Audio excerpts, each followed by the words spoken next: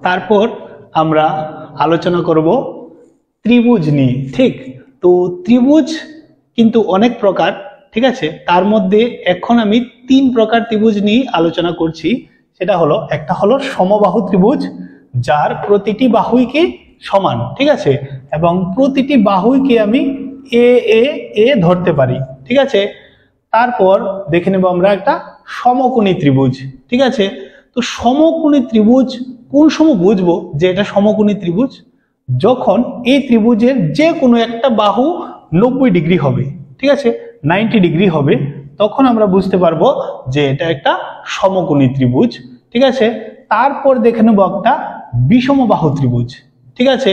তো বিষমবাহু ত্রিভুজ মানে কি? যার একটি বাহু সমান নয়, ঠিক আছে।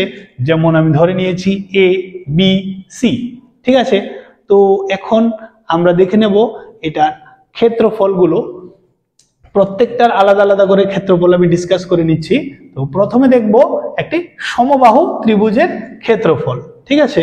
তো সমবাহু ত্রিভুজের ক্ষেত্রফল হবে √3/4 ইন্টু বাহু স্কয়ার, ঠিক আছে, হ্যাঁ, এবং সাথে থাকবে বর্গ একক।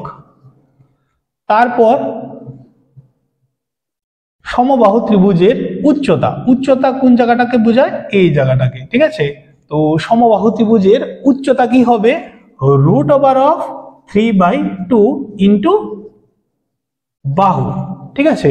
তো এটা তো উচ্চতা বের করেছি, তাই এটার সাথে আমরা শুধু একক লিখব, ঠিক আছে। বুঝতে পেরেছো সবাই? তারপর আমরা চলে যাচ্ছি একটি সমকোণী ত্রিভুজের ক্ষেত্রে, ঠিক আছে। তো সমকোণী ত্রিভুজ হলো আমাদের কাছে এটা, এবং এটার ক্ষেত্রে কি কি রয়েছে দেখো। এটার ক্ষেত্রে এটারে আমরা বলি কি উচ্চতা, এবং এটা হলো ভূমি, ঠিক আছে। তো একদমই সোজা সমকোণী ত্রিভুজের ক্ষেত্রফল বের করা, ঠিক আছে। তো ক্ষেত্রফলের সূত্র হচ্ছে হাফ ইন্টু ভূমি ইন্টু উচ্চতা। ওকে, হাফ ইন্টু ভূমি মানে এই জায়গাটা ইন্টু উচ্চতা এই জায়গাটা, ঠিক আছে, সাথে থাকবে বর্গ একক। ওকে, বুঝতে পেরেছো তোমরা সবাই? এবং তারপর আমি চলে যাচ্ছি একটা বিষমবাহু ত্রিভুজের ক্ষেত্রে, ঠিক আছে।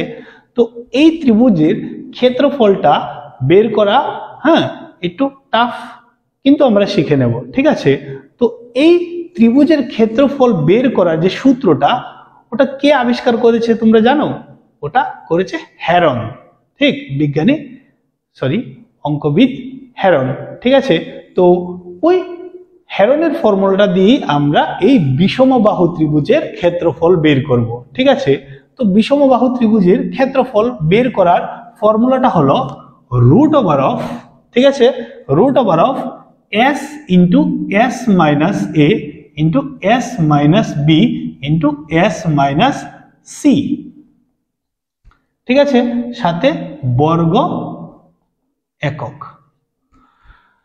আর এখানে আমরা a মানে কি, b মানে কি এবং s মানে কি ওটাও ব্যাখ্যা করে দিচ্ছি। তো a হলো একটা বাহু, b অপর একটি বাহু, আর c অপর একটি বাহু। তাহলে s কি হবে এখানে? s মানে হলো অর্ধ পরিসীমা, s মানে হলো অর্ধ পরিসীমা, ঠিক আছে। এবং অর্ধ পরিসীমাটা বের করব কিভাবে আমরা? s equal to a plus b plus c divided by 2, ঠিক আছে। তো আগে যে ফিগারগুলি দেখেছিলাম আমরা, পরিসীমা মানে কোন জিনিসটাকে বোঝায়, কোন জায়গাটাকে বোঝায়?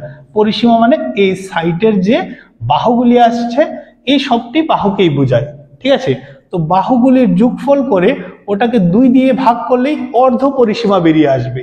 তো এইভাবেই আমরা দেখে নিলাম একটি সমবাহু ত্রিভুজের ক্ষেত্রফল ও উচ্চতা, একটি সমকোণী ত্রিভুজের ক্ষেত্রফল এবং একটি বিষমবাহু ত্রিভুজের ক্ষেত্রফল।